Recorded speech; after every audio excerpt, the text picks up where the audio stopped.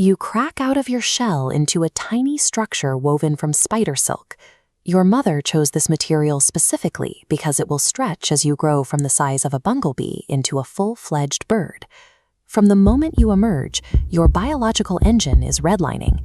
Your heart pounds at 1,200 beats a minute, the baseline cost of a body this small. To sustain that engine, you have to eat.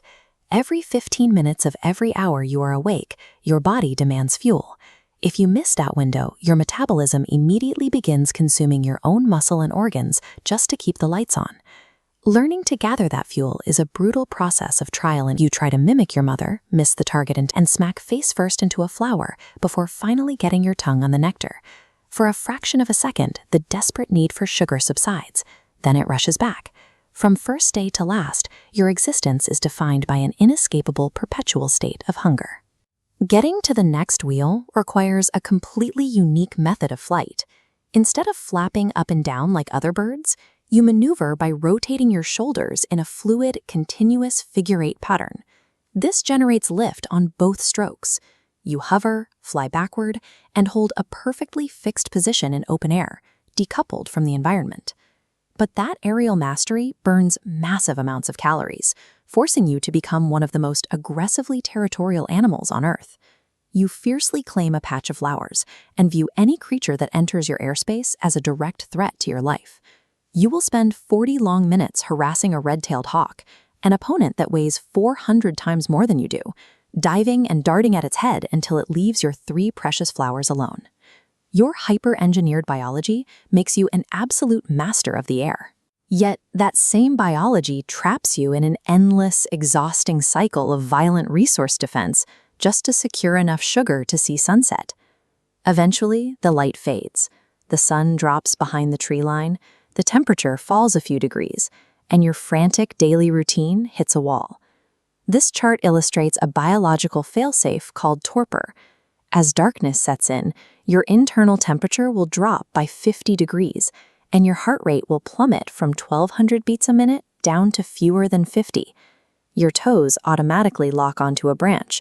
You stop reacting to sound, and you stop reacting to touch. You aren't asleep.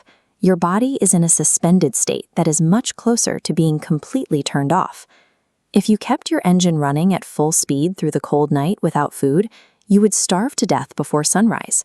Your body burns the absolute bare minimum energy required to keep your cells from dying. You survive the night by entering a terrifying near-death state, a biological ransom paid to keep your cells alive until dawn. When morning finally breaks, you can't just fly away. Waking takes nearly an hour of violent shivering. You have to manually fire your muscles to generate enough internal heat to unlock your wings. By the time you are warm enough to move, your stomach is completely empty. There is no time to scan your surroundings or stretch. You abandon all caution and launch instantly toward the nearest flower. But you aren't the only one who knows your feeding schedule. Sitting motionless on the stem of your most trusted flower is a predator that has been waiting there for hours. As you come in to feed, the mantis strikes. It is lightning fast, but your mechanical design allows you to execute a sub-centimeter backward flight escape response before its claws can close. You survived this morning, but many don't. The birds that fail to dodge are quietly erased from the ecosystem. Nobody notices they are gone, and the colony simply keeps working the remaining flowers. You possess the most precisely engineered flight mechanics at this scale in the animal kingdom.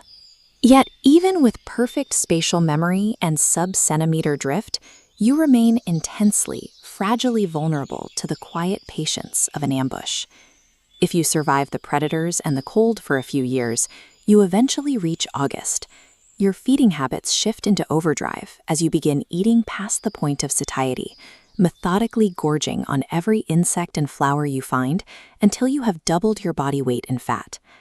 This map shows the Gulf of Mexico. Sometimes, exhausted birds will literally drop onto the metal railings of offshore oil rigs to drink sugar water left out by the workers. You don't make this crossing because you calculated the risks or learned the route. It is an unyielding, hard-coded biological command that continuously forces you to push past the very edge of reason.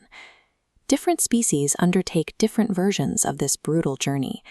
the tiny rufous hummingbird travels 3,000 miles on a solitary migration path down the coast. But the true scale of this endurance is best understood through a single, record-breaking ruby-throated hummingbird. Researchers in a West Virginia valley discovered a banded female who had managed to survive for 9 years and 2 months. That means she stood at the edge of the coast, looked out at a terrifying 500-mile stretch of open water, and successfully made the crossing 18 separate times. She had no concept of her own extraordinary track record. She didn't know she was setting a record for endurance. She simply woke up shivering every morning, obeyed the inescapable instinct to fly,